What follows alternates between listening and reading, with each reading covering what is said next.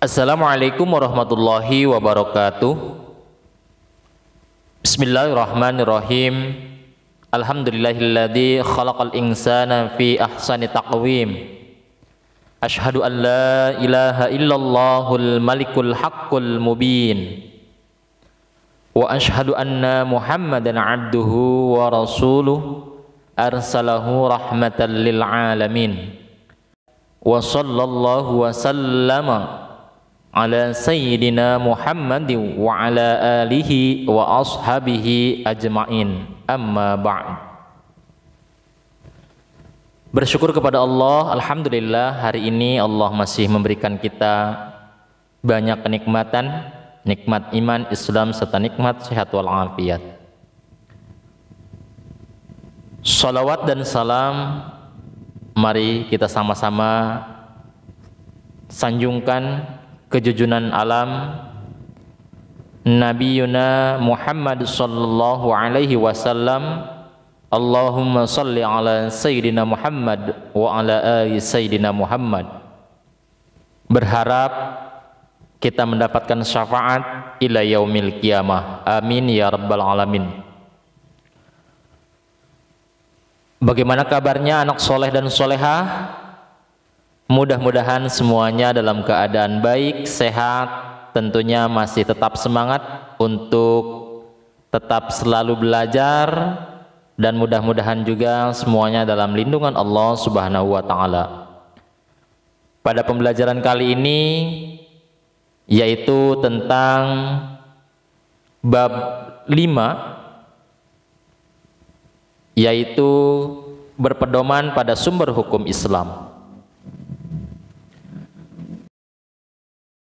Sebelum pembelajaran ini kita mulai, mari kita sama-sama berdoa kepada Allah. A'udzubillahi minasyaitonirrajim. Bismillahirrahmanirrahim.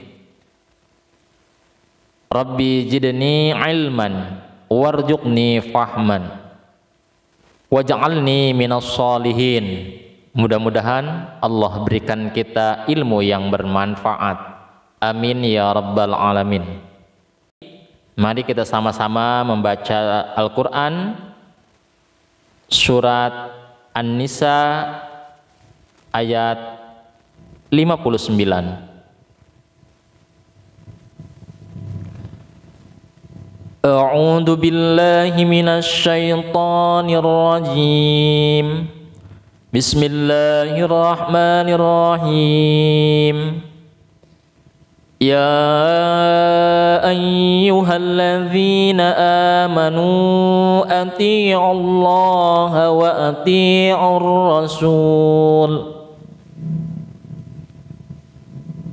Atii'ullaha wa atii'ur rasul wa ulil amri minkum. فَإِن تَنَازَعْتُمْ فِي شَيْءٍ فَرُدُّوهُ إِلَى اللَّهِ وَرَسُولِهِ إِن كُنتُمْ تُؤْمِنُونَ بِاللَّهِ وَالْيَوْمِ الْآخِرِ ذَلِكَ خَيْرٌ وَأَحْسَنُ تَأْوِيلًا. Shadaqallahul Azim. Materi tentang sumber hukum Islam. Patut kita ketahui bahwasanya sumber hukum Islam itu diantaranya adalah Al-Quran, hadis, dan ijtihad. Ada beberapa contoh di bawah ini. Kita amati gambar 5.1, di mana di situ ada gambar sedang sidang isbat, yaitu penentuan tentang mulainya tanggal 1 baik bulan Ramadan ataupun tanggal 1 bulan Syawal, atau jatuhnya hari raya Idul Fitri. Wawasan Islami.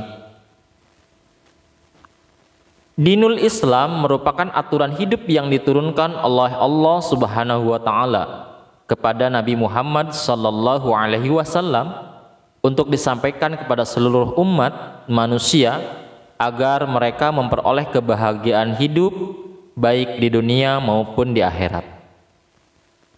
Untuk memperoleh kebahagiaan tersebut dibuatlah aturan-aturan yang menuntun perilaku muslim, bagaimana ia berhubungan dengan Allah Subhanahu wa taala atau hablum minallah. Seorang muslim berhubungan dengan sesamanya yang disebut dengan hablum minan nas. Dan juga bagaimana seorang muslim berhubungan dengan alam yang disebut dengan hablum minal alam. Allah Subhanahu wa taala memiliki aturan atau hukum yang harus dilaksanakan oleh manusia, baik sebagai hamba maupun sebagai khalifah Allah Subhanahu wa taala. Oleh karena itu, sebagai hamba dan khalifahnya, kita harus memahami hukum-hukum Allah tersebut dan menjadikannya sebagai pedoman dalam kehidupan. Sumber hukum Islam merupakan rujukan atau dasar utama dalam pengambilan hukum Islam. Sumber hukum Islam bersifat dinamis, benar, dan mutlak, serta tidak pernah mengalami kemandegan, kepanaan, atau kehancuran. Sebagaimana salah satu dalil tentang sumber hukum Islam yaitu adalah hadis yang diriwayatkan oleh Abu Daud, yang artinya dari Unas, dari ahli Hims, dari ashab Mu'adz bin Jabal, bahwa Rasulullah Shallallahu Alaihi Wasallam ketika hendak mengutus Mu'adz ke Yaman, beliau bertanya, bagaimana engkau menghukum jika dihadapkan oleh sebuah keputusan? Ia menjawab, saya akan memutuskan dengan kitab Allah. Nabi pun bertanya, jika kamu tidak mendapatkan di dalam kitab Allah? Ia menjawab, dengan sunnah Rasulullah Sallallahu Alaihi Wasallam. Nabi bertanya lagi, jika kamu tidak mendapatkan pada sunnah Rasulullah dan juga tidak ada pada kitab Allah? Ia menjawab, saya akan beristihad dengan pendapatku. Lalu Rasul menepuk dada Mu'adz seraya berkata, segala puji bagi Allah yang telah memberi taufik atas utusan Rasulnya sesuai yang diridhoi Allah. Hadis riwayat Abu Daud. Hadis tersebut menyatakan bahwasanya Al-Quran, hadis, dan ijtihad merupakan sumber hukum Islam. Maksudnya ketiganya dapat dijadikan rujukan untuk mengambil keputusan dalam menghukumi suatu perbuatan. Al-Quran dan hadis sebagai sumber utama hukum Islam berisi tuntunan bagi umat Islam, namun tidaklah mudah berpedoman langsung kepada Al-Quran dan hadis secara langsung, kecuali bagi yang memiliki ilmu yang cukup untuk memahaminya. Bagi orang-orang awam, tidaklah bijaksana mengambil langsung dalil Al-Quran dan hadis.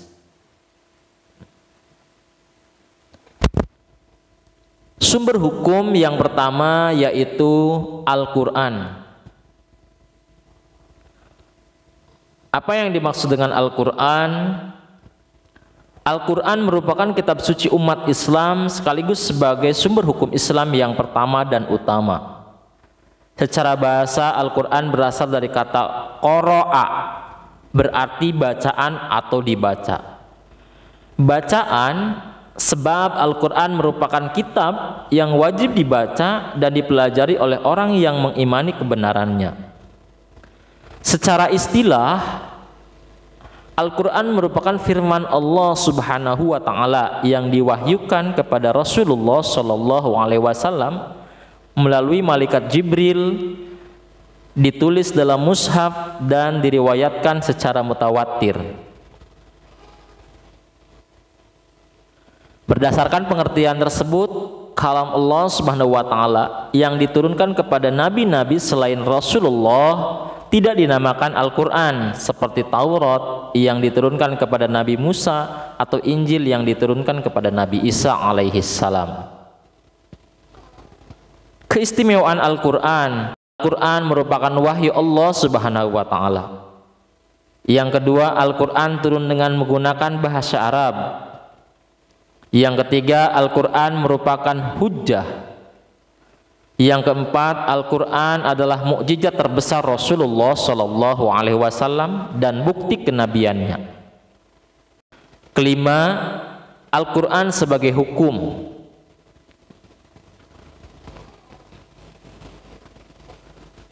Kandungan Al-Quran.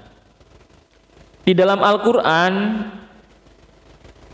terdapat berbagai hal kandungannya, di mana Al-Quran diturunkan secara berangsur-angsur selama kurang lebih 23 tahun kepada Nabi Muhammad Sallallahu Alaihi Wasallam, terdiri 30 juz dan 114 surat. Pokok kandungan Al-Quran meliputi 5 hal. Yang pertama adalah tauhid, kedua ibadah, ketiga janji dan ancaman, keempat jalan mencapai kebahagiaan dunia dan akhirat, yang kelima adalah kisah dan cerita. Asas Al-Quran dalam menetapkan hukum. Ada beberapa asas yang diterapkan Al-Quran dalam menetapkan hukum. Satu, meniadakan kesulitan. Yang kedua, sedikit pembebanan. Yang ketiga, bertahap dalam penetapan hukum. Macam-macam hukum dalam Al-Quran. Yang pertama adalah hukum i'tiqadiyah atau akidah. Yang kedua, hukum khuluqiyah, yaitu akhlak. Yang ketiga, hukum syariah atau syariah. Yang kedua, sumber hukum yaitu adalah sunnah ataupun hadis. Jika di dalam kitabullah tidak ditemukan, saya akan menyelesaikan perkataan dengan sunnah. Dengan demikian, jawaban Mu'adz bin Jabal ketika ditanya Rasulullah SAW pada waktu Mu'adz akan berangkat ke Yaman untuk berdakwah, artinya sunnah menduduki peringkat kedua setelah Al-Quran sebagai sumber hukum Islam.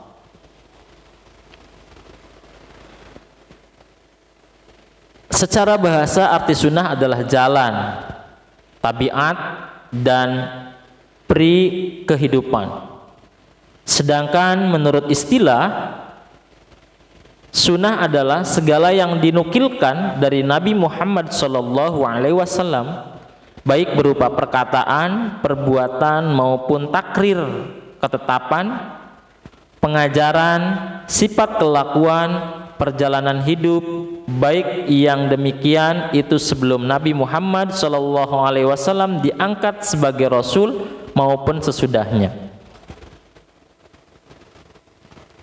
Jadi kesimpulannya adalah definisi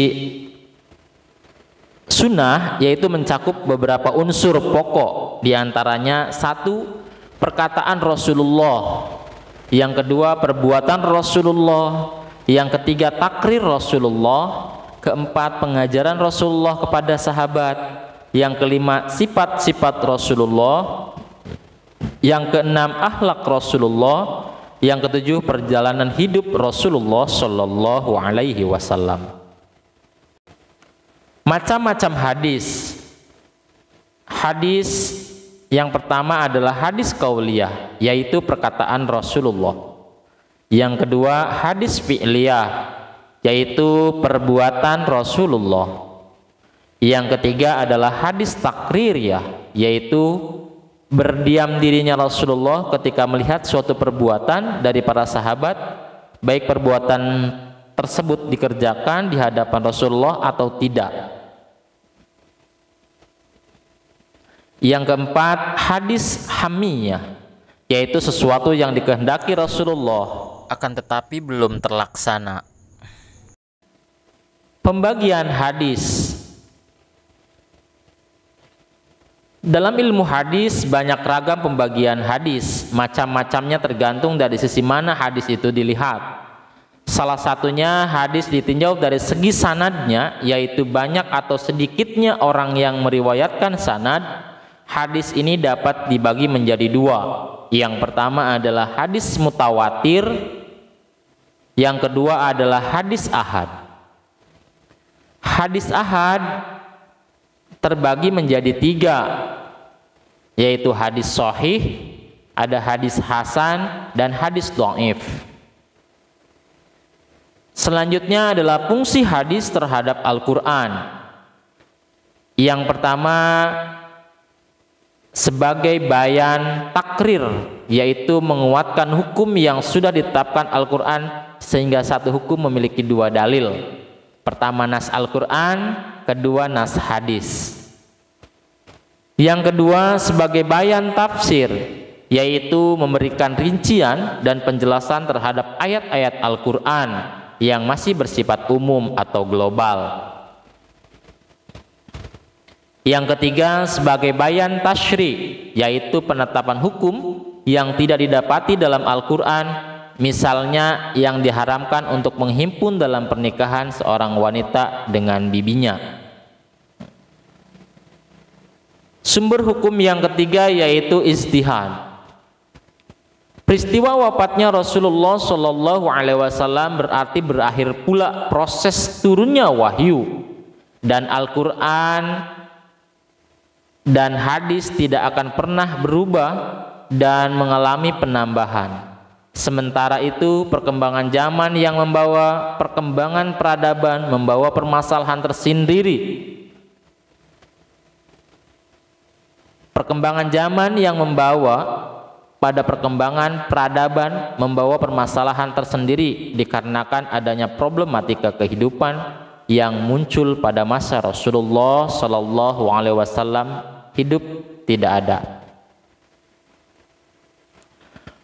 Oleh karena itu, sebagai bentuk ikhtiar yang berlandaskan Al-Quran dan hadis, para fuqaha melakukan ijtihad untuk menjawab beberapa problem kehidupan. Maka dari itu ijtihad dapat dikatakan sumber hukum Islam yang ketiga. Pengertian ijtihad. Menurut bahasa, ijtihad memiliki akar kata yang sama dengan kata jihad, yaitu juhud, yang berarti bersungguh-sungguh, dan jahad yang berarti sulit. Jihad dan ijtihad sama-sama memerlukan kesungguhan dan mengalami kesulitan, sehingga makna ijtihad adalah kesungguhan karena yang dihadapi adalah sesuatu yang sulit. Secara istilah, ijtihad berarti berusaha dengan sungguh-sungguh untuk memecahkan suatu masalah yang tidak ada ketetapan hukumnya baik dalam Al-Quran dan hadis. Ijtihad merupakan persoalan olah pikiran dalam rangka memahami teks Al-Quran dan hadis, atau mencari jalan keluar dari permasalahan hukum bagi suatu masalah yang tidak ditemukan jawabannya dalam Al-Quran dan hadis. Ada beberapa syarat yang harus dipenuhi oleh seorang mujtahid. Pertama adalah memahami kandungan Al-Quran dan hadis. Yang kedua, memahami bahasa Arab dengan seluk-beluk ilmunya dan segala kelengkapannya. Yang ketiga, memahami ilmu usul fikih dan kaidah-kaidah fikih secara mendalam. Yang keempat, memahami persoalan ijma. Yang kelima, memiliki kecerdasan dan akhlakul karimah. Dasar-dasar ijtihad. Ijtihad memiliki sandaran sebagai sumber hukum Islam. Di antaranya Quran surat An-Nisa ayat 105 yang berbunyi A'udzubillahi minasyaitonirrajim. Bismillahirrahmanirrahim. Inna anzalna ilaikal kitaba bil haqqi litahkuma bainan nas. Inna anzalna ilaikal kitaba bil haqqi litahkuma bainan nasi bima arakallah wa la takun lil khainina khasima. Artinya, sungguh kami telah menurunkan kitab Al-Quran kepadamu Muhammad, membawa kebenaran agar engkau mengadili antara manusia dengan apa yang telah diajarkan Allah kepadamu. Dan janganlah engkau menjadi penentang orang-orang yang tidak bersalah karena membela orang yang berkhianat. Juga hadis yang diriwayatkan oleh Imam Bukhari yang artinya adalah dari Amr bin As, ia mendengar Rasulullah Shallallahu Alaihi Wasallam bersabda, jika seorang hakim mengadili dan berijtihad, kemudian ijtihadnya benar, maka ia mendapatkan 2 pahala. Dan jika seseorang hakim berijtihad lantas ijtihadnya salah atau meleset, baginya 1 pahala. Hadis riwayat Bukhari. Fungsi ijtihad yang pertama yaitu sebagai jawaban atas permasalahan kehidupan yang dialami oleh umat Islam. Yang kedua, sangat dihargainya peran akal dalam ajaran Islam. Bentuk-bentuk ijtihad yang pertama yaitu ijma. Ijma menurut bahasa artinya sepakat, setuju atau sependapat. Yang kedua adalah qiyas. Qiyas menurut bahasa artinya mengukur, membandingkan, menimbang. Sedangkan menurut istilah, qiyas adalah menetapkan hukum atas suatu kejadian yang tidak ada dasar nas dengan cara membandingkan kepada suatu kejadian lain yang telah ditetapkan hukumnya berdasarkan nas karena ada persamaan ilat antara kedua kejadian tersebut. Selanjutnya adalah hikmah menjadikan Al-Quran, hadis, dan ijtihad sebagai sumber hukum Islam. Memilih Islam sebagai keyakinan mengandung konsekuensi, yaitu keharusan menjadikan Islam sebagai pedoman dalam menjalani aktivitas sehari-hari, yang sumbernya adalah Al-Quran, hadis, dan ijtihad. Ada beberapa hikmah yang menjadikan Al-Quran, hadis, dan ijtihad sebagai sumber hukum Islam. Di antaranya, tidak tersesat dalam berperilaku sesuai tuntunan agama Islam. Yang kedua, menjadikan diri sebagai orang yang taat beribadah dengan penuh ketulusan. Ketiga, terbiasa membaca dan mengkaji Al-Quran serta hadis. Yang keempat, selamat dari azab dan laknat Allah Subhanahu wa Ta'ala karena sudah mengikuti aturan-aturan yang sudah ditetapkan Allah dan Rasul-Nya. Yang kelima, memperoleh kebahagiaan hidup dunia karena sudah mengikuti aturan-aturan yang sudah ditetapkan Allah dan Rasul-Nya. Dan tentunya juga memperoleh kebahagiaan di akhirat. Yang kelima, terwujudnya perilaku akhlakul karimah dalam kehidupan bermasyarakat. Nah, kesimpulannya adalah kita sebagai umat Islam yang hidup di dunia ini harus tetap berpegang teguh pada 3 sumber tadi. Sumber yang pertama adalah sumber Al-Quran, yang kedua adalah hadis, yang ketiganya adalah ijtihad. Jadi agar hidup tidak tersesat dan selamat di dunia dan ingin mendapatkan kebahagiaan di akhirat, maka tetaplah berpegang teguh pada 3 sumber tadi. Akhirnya mudah-mudahan penjelasan tadi bisa dipahami dan tetap terus belajar, jangan lupa beribadah. Itu saja, kurang lebihnya mohon maaf. Mari kita sama-sama tutup pembelajaran ini dengan membaca hamdalah. Alhamdulillahirabbil alamin. Wassalamualaikum warahmatullahi wabarakatuh.